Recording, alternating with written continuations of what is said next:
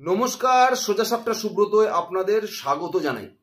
দিনটার খুব বেশি দেরি নেই যেদিন মমতা বন্দ্যোপাধ্যায়কে সিদ্ধান্ত নিতে হবে যে যোগ্যদের চাকরি তিনি বাঁচাবেন নাকি অযোগ্যদের চাকরি বাঁচাতে গিয়ে বা অযোগ্যদের যাতে চিহ্নিত করা না যায় সেটা করতে গিয়ে তিনি যোগ্যদের বলি দেবেন।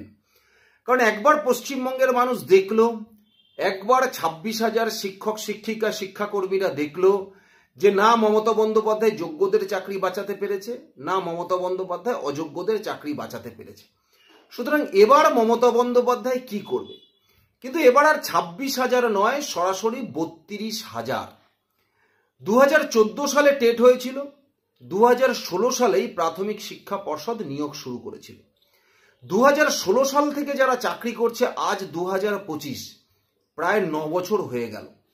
9 বছর পরে তাদের মধ্যে কিন্তু একটা চিন্তা দানা বেঁধেছে। তারা কিন্তু প্রতিনিয়ত দুঃস্বপ্ন দেখা শুরু করেছে। কারণ যেভাবে তারা দেখেছে যে 26,000-এর চাকরি গেছে, তারা কিন্তু এই মুহূর্তে দাঁড়িয়ে উদ্বিগ্ন যে তাদের চাকরিগুলো আদৌ থাকবে তো। সব থেকে বেশি চিন্তিত কারা? সব থেকে বেশি চিন্তিত যোগ্যরা। যে তারা কিন্তু দেখছে যে এই রাজ্যের এই শাসক, এই রাজ্যের মুখ্যমন্ত্রী অযোগ্যদের বাঁচানোর জন্য যোগ্যদের বলে দিয়েছে। সুতরাং আগামী দিনেও মুখ্যমন্ত্রী তাই করবে না তো? কিন্তু দেখুন, যারা যারা অযোগ্য তারা কিন্তু খুব ভালো করে জানে যে আমরা অযোগ্য, আবার যারা যারা যোগ্য তারাও কিন্তু ভালো করে জানে যে আমরা যোগ্য। কিন্তু এটা বার করবে কে? এই চাল আর কাকর আলাদাটা করবে কে? না একজন যারা যে শিক্ষক তার পক্ষে করা সম্ভব, না কোর্টের পক্ষে করা সম্ভব। তাহলে এইটা আলাদা যদি কেউ করতে পারে সেটা একমাত্র করতে পারে পর্ষদ। এখন পর্ষদ করবে কি? পর্ষদের তো হাত পা বাঁধা, কারণ পর্ষদ তো চলে কারোর না কারোর নির্দেশে এই রাজ্যে। তো এখন কোন জায়গায় দাঁড়িয়ে আছে বিষয়টি? গতকাল কলকাতা হাইকোর্টে এই নিয়ে মামলা উঠেছিল, কিন্তু যেহেতু লক্ষ্যটা এক, কিন্তু একাধিক আইনজীবী ওই একই ইস্যু তোলার জন্য গতকাল বিচারপতি তপব্রত চক্রবর্তীর বেঞ্চে তিনি জানিয়েছেন যে যেহেতু ইস্যু একটাই, সুতরাং একাধিক আইনজীবী এই নিয়ে কথা বলে শোনার মতো সময় আদালতের নেই। আপনারা ঠিক করে নেন যে ওই একটা ইস্যুতে কে কথা বলবেন, পরের দিন আদালত সেটাই শুনবে। এটা আমরা শুনলাম। কিন্তু বিষয়টা কি? বিষয়টা হচ্ছে যখন অভিজিৎ গাঙ্গুলি তৎকালীন সময় কলকাতা হাইকোর্টের বিচারক ছিলেন, তার এজলাসেও এই মামলাটা ছিল। কিন্তু সেই সময় দাঁড়িয়ে তিনি এই 32,000-এর চাকরি বাতিল করে দিয়েছিলেন। তার কারণ এখানেও দুর্নীতি হয়েছিল। এবং দুর্নীতিটা এখানে কি হয়েছে দেখুন, এসএলএসটি চাকরির যেখানে 26,000-দের চাকরি চলে গেছে সেক্ষেত্রে 17 রকমের দুর্নীতি হয়েছিল, কিন্তু এক্ষেত্রে দুর্নীতিটা হয়েছে প্রায় 7 রকমের দুর্নীতি। তবে যে বিষয়টার উপরে কেন্দ্র করে হয়েছে সেটা হচ্ছে প্রাথমিক শিক্ষক নিয়োগের ক্ষেত্রে অ্যাপটিটিউড টেস্ট হয়, কিন্তু তদন্ত করতে গিয়ে দেখা গেছে যে অ্যাপটিটিউড টেস্টটাই হয়নি এক্ষেত্রে।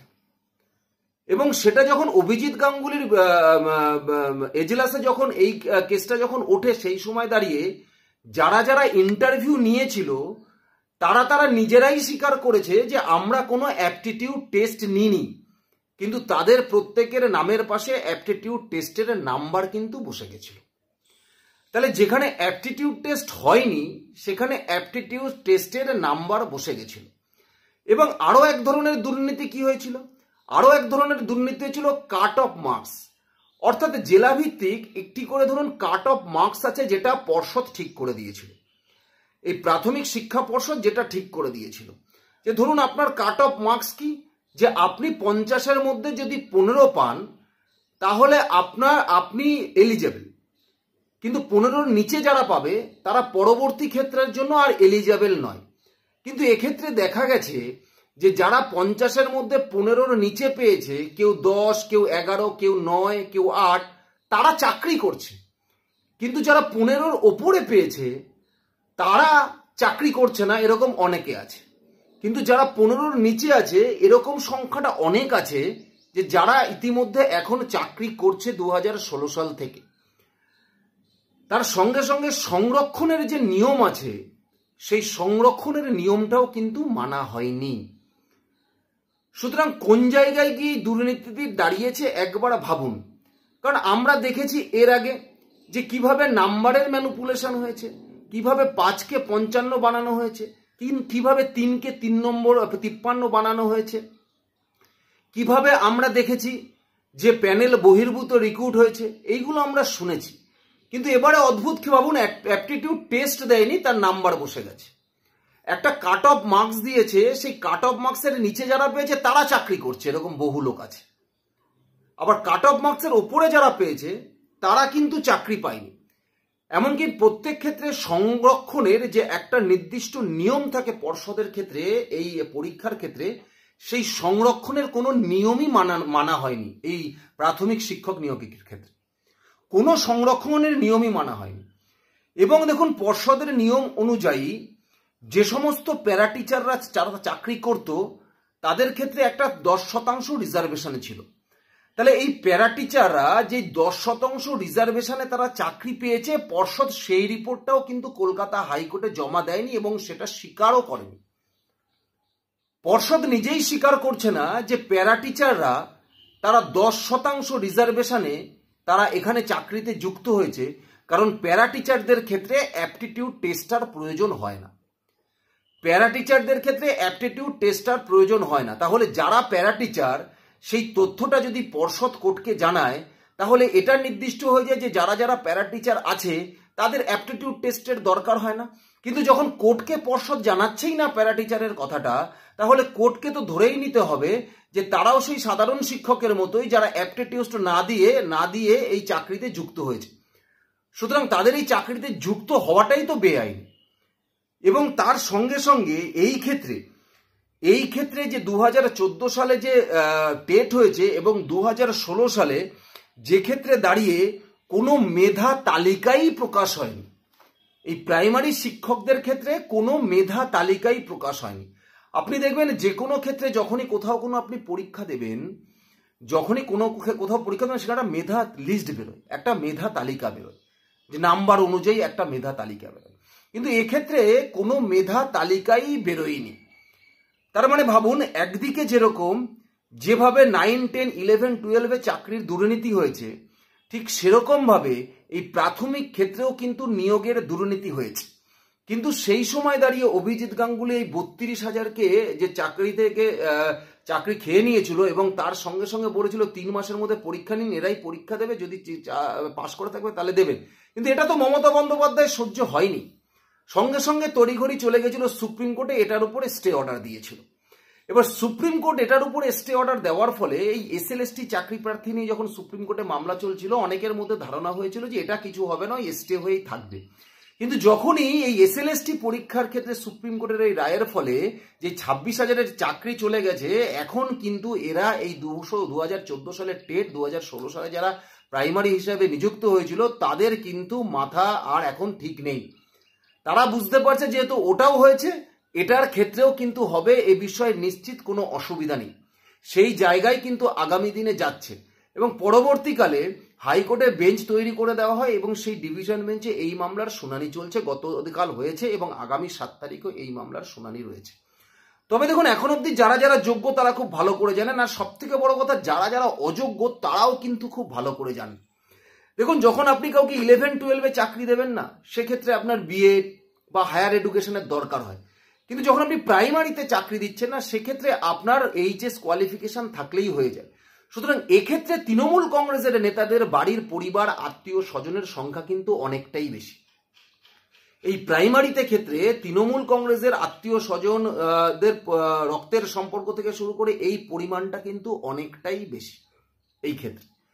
এবং যদি আপনারা ভাবুন যে 26,000-এর ক্ষেত্রে ওই পরিমাণ টাকা তুলতে পারে, তাহলে 32,000-এর ক্ষেত্রেও তারা টাকা তুলেছে, কেউ 5 লাখ, কেউ 7 লাখ, কেউ 8 লাখ, হয়তো 2 ডিজিটে যায়নি, 10 লাখ না হোক, 5, 7 লাখ, 8 লাখ করে তো টাকা উঠেছে। সুতরাং কয়েকশো কোটি টাকার ঘাপলা কিন্তু এখানেও হয়েছে।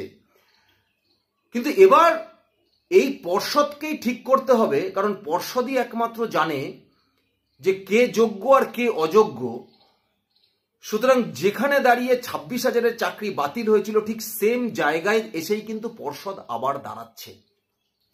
যেখানে SSC ঠিক করতে পারেনি, SSC চাল কাকর আলাদা করতে পারেনি, সবার চাকরি গেছে, ঠিক সেরকমভাবে প্রাথমিক শিক্ষা পর্ষদও যদি আলাদা করতে না পারে, তাহলে কিন্তু এই 32,000-এর চাকরিও কিন্তু আগামী দিনে থাকবে না। কারণ এক্ষেত্রে যে অ্যাপটিটিউড টেস্টটা নেওয়া হয়েছে, সেই অ্যাপটিটিউড টেস্টটাই যে পুরোপুরি জাল ছিল, যে অ্যাপটিটিউডসের ক্ষেত্রে কাউকে কিছু জিজ্ঞাসাই করা হয়নি। অ্যাপটিটিউডসের পাশে যারা যেসব শিক্ষকদের পাশে নাম্বার বসানো হয়েছিল, সেগুলো ইচ্ছাকৃতভাবে বসিয়ে দেওয়া হয়েছিল। সেটা স্বীকার করেছে কারা? যারা কিন্তু ইন্টারভিউ নিয়েছিল তারাই স্বীকার করেছে, এবং তা কিন্তু কলকাতা হাইকোর্টের কাছে লিপিবদ্ধ আছে। যেই সময় দাঁড়িয়ে বিচারপতি অভিজিৎ গাঙ্গুলি ছিলেন, তিনি কিন্তু 1:1 সবাইকে আলাদা ঘরে জিজ্ঞাসাবাদ করেছিল এই নিয়ে, যে আপনারা অ্যাপটিটিউড টেস্ট করেছেন, আপনারা নাম্বার কোন হিসাবের ভিত্তিতে দিয়েছিলেন। প্রত্যেকেই বলেছিলেন যে কোনো অ্যাপটিটিউড টেস্ট হয়নি, কোনো অ্যাপটিটিউড টেস্ট হয়নি, আমাদের পেন্সিল দিয়ে নাম্বারগুলো শুধু লিখতে বলা হয়েছে। সুতরাং এই জায়গায় দাঁড়িয়ে মমতা বন্দ্যোপাধ্যায়কে আবার কিন্তু এক জায়গায় অগ্নি পরীক্ষায় দাঁড়াতে হবে, এবং তাকে বলতে হবে, যদি সে মনে করে আবার অযোগ্যদের বাঁচানোর চিন্তা করে, তাহলে কিন্তু আবার এইভাবে 26,000-এর মতোই যোগ্যদের চাকরি যাবে এবং যোগ্যদের উনি বলি দেবেন। আর যদি মমতা বন্দ্যোপাধ্যায় মনে করে যে না, যোগ্যদের উনি বাঁচাতে চান, কারণ এর আগে উনি বলেছেন আমাকে সময় দেয়নি, আমি টাইম পাইনি, এরপরেও যাতে উনি এই কথাটা বলতে না পারেন, তাই যারা যারা যোগ্যতার ভিত্তিতে চাকরি পেয়েছেন তারা এখন থেকে সরকারের উপরে, এখন থেকে পর্ষদের উপরে চাপ তৈরি করুন। না হলে যে দুর্দশায় আজকে এই 26,000-এর মধ্যে যারা যারা যোগ্য আছে তারা পোয়াচ্ছে, এই দুর্দশায় একই পথের পথিক কিন্তু আপনাদেরও হতে হবে। সুতরাং এটা আপনারা খুব ভালো করে মাথায় রাখবেন। ধন্যবাদ, নমস্কার।